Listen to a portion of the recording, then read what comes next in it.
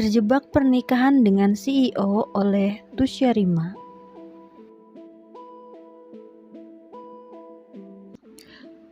Bab 4 sudah sembuh. David dan Felix berjalan bersama menaiki anak tangga menuju lantai 2, kamar David, untuk melihat keadaan Eliana. Di tangan kirinya, Felix memegang sebuah kantong plastik berwarna putih dengan hawa panas yang terasa di sekitar plastik itu. Setelah sampai di depan pintu kamar, Felix segera menyerahkan kantong plastik kecil itu pada David. "Tadi di jalan aku membeli ini untuk wanita itu." Felix mengulurkan tangan, memberikannya pada David. "Apa ini?" David menerimanya.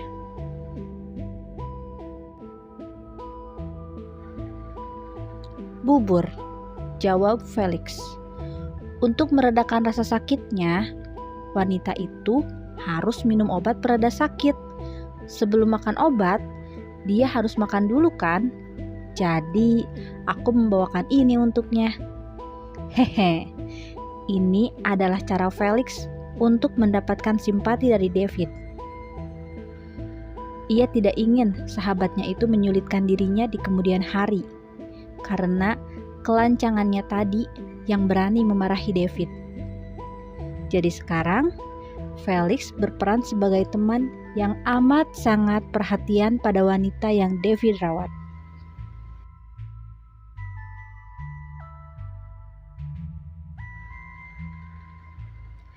Sambil menerima bungkusan bubur dari Felix, David segera masuk ke dalam kamar, diikuti Felix dari belakang. Di dalam kamar, Eliana sudah tertidur pulas sambil memeluk erat selimutnya dengan wajah yang berkeringat. Ekspresinya terlihat tenang. Tidak nampak sedikit pun rasa sakit seperti yang diperlihatkan tadi pada saat bersama dengan David. "Lalu bagaimana?" tanya Felix setelah melihat pasiennya itu tertidur pulas. "Apa kita bangunkan saja dia?" "Jangan," cegah David dengan cepat. Ia tidak tega untuk membangunkan Eliana yang sudah terlelap.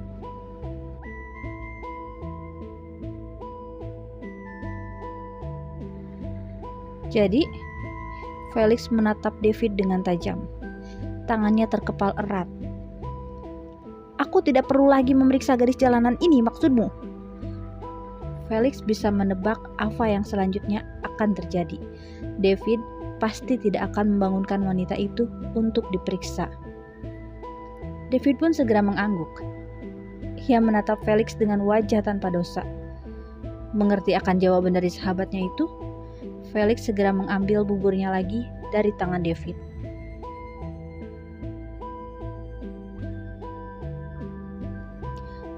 "Sini, aku habiskan saja bubur ini sendiri." Felix masih menatap David dengan tajam sambil merebut kantong plastik itu.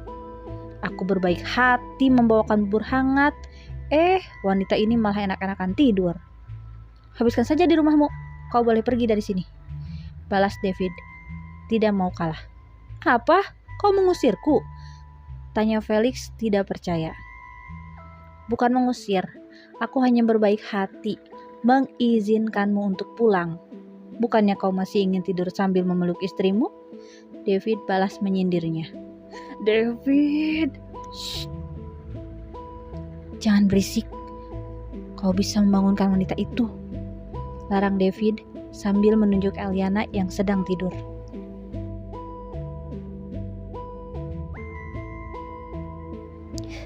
Sial, hanya demi seorang wanita kau rela mengabaikan sahabatmu sendiri," maki Felix, tidak terima dengan sikap sahabatnya ini.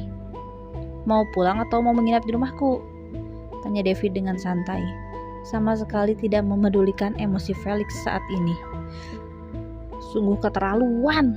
Tidak ingin terus dipermainkan oleh sahabatnya, Felix segera pergi, meninggalkan rumah David.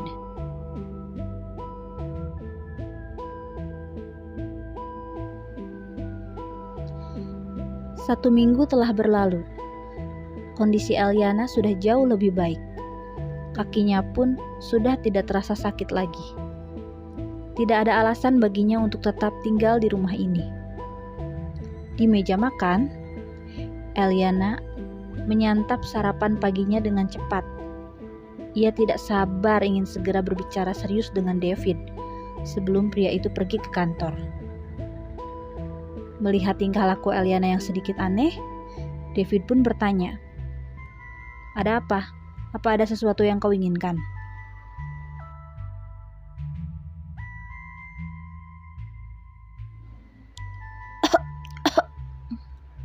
Tiba-tiba Eliana tersedak oleh makanan yang ada di dalam mulutnya.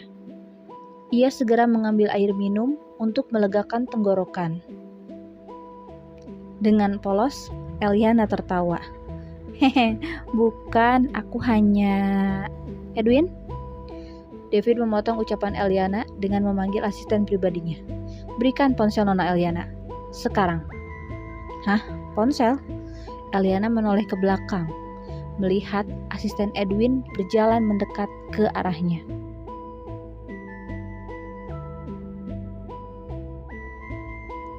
"Ini Nona." Edwin menyerahkan ponsel berwarna merah muda pada Eliana. Karena wanita itu masih terdiam, jadi asisten Edwin segera menyimpannya di atas meja. "Ponselmu baru selesai diperbaiki. Lihatlah, apa masih ada kerusakan?"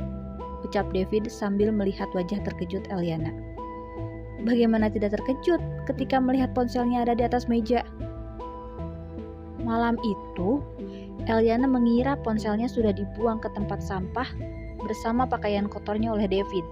Tapi ternyata David memperbaiki ponselnya.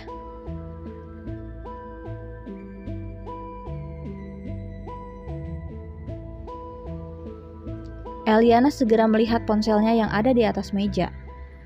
Ketika dinyalakan, ada puluhan pesan masuk di ponselnya. Lebih banyak pesan itu dari Yuan Louis, dan sebagian lagi dari kakaknya, Daniel dan juga Arani. Mengingat tentang Arani, Eliana jadi teringat sesuatu. Waktu hari di mana dirinya keluar dari rumah Arani dan tertabrak mobil, ia belum sempat memberitahu Arani. Sahabatnya itu pasti khawatir karena Eliana tidak memberinya kabar.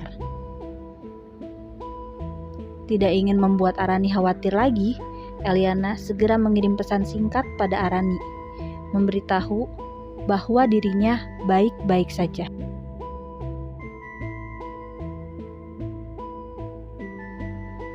"Apa ponselmu masih ada masalah?" tanya David ketika melihat Eliana terus memainkan ponselnya. "Ah, tidak, semuanya baik," balas Eliana dengan cepat. Ia segera menyimpan ponselnya kembali ke atas meja. "Oh iya," tiba-tiba Eliana berbicara serius pada David. "Karena sekarang lukaku sudah sembuh, aku harus segera pergi dari rumah ini. Aku tidak ingin terus merepotkanmu dan juga merepotkan semua orang. Kebaikan kalian semua, sungguh, aku sangat berterima kasih."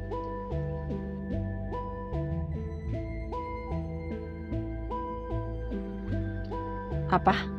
Pergi?" David yang sedang makan langsung menyimpan alat makannya di atas piring. Ia tidak senang mendengar Eliana mengatakan hal itu. "Mengapa harus pergi?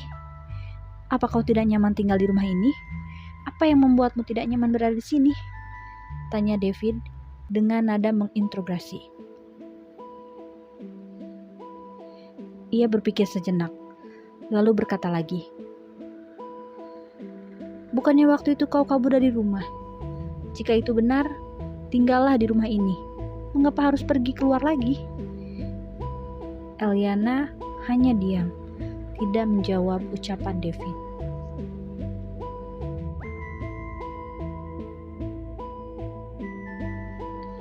"Nanti malam, tunggu aku pulang. Kita akan makan malam di luar untuk merayakan kesembuhanmu." Setelah mengatakannya, David bangkit berdiri. ia bersiap pergi ke kantor tanpa menghabiskan sarapannya. "Edwin, ayo kita berangkat." "Baik, Tuan."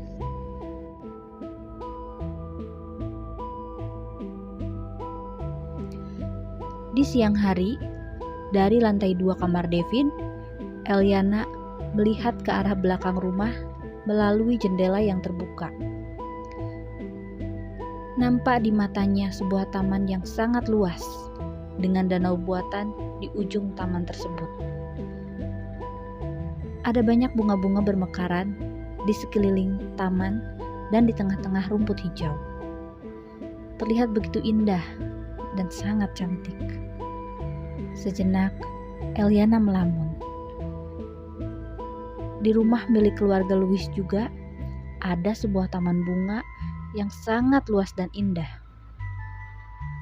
Eliana dan Rosiana sering bermain di sana sambil berbaring di atas rumput hijau di bawah teriknya sinar matahari.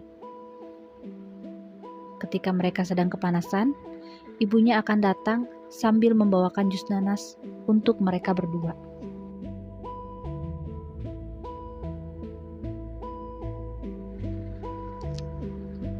Mengingat tentang hal itu, tanpa sadar, air mata Eliana berlinang,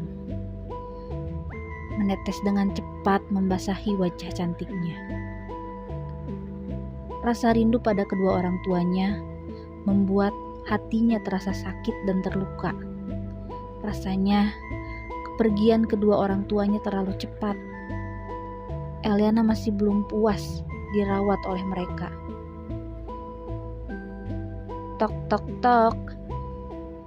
Tiba-tiba terdengar suara ketukan pintu yang langsung membuyarkan semua lamunannya. Diiringi suara pelayan. "Nona, Tuan mengirim makanan untuk Anda. Segera makanlah.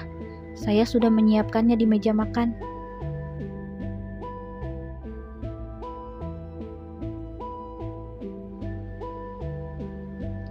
Mendengar suara pelayan, Eliana segera menyeka air mata di wajahnya, lalu berjalan menuju pintu kamar dan membukanya.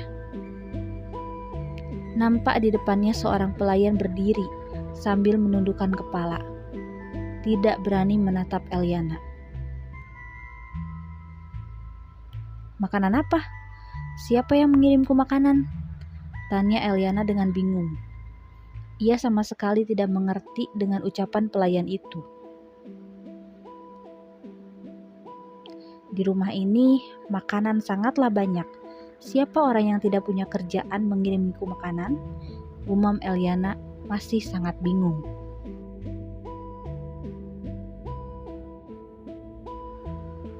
"Tuan David, Nona," jawab pelayan itu, masih dengan menundukkan kepala. "Tuan yang memesan makanan online untuk Anda. Tuan berpesan agar Nona segera menghabiskan makanannya. Jika tidak, Tuan akan marah pada kami." "Hah, David? Mengapa dia melakukan hal ini?"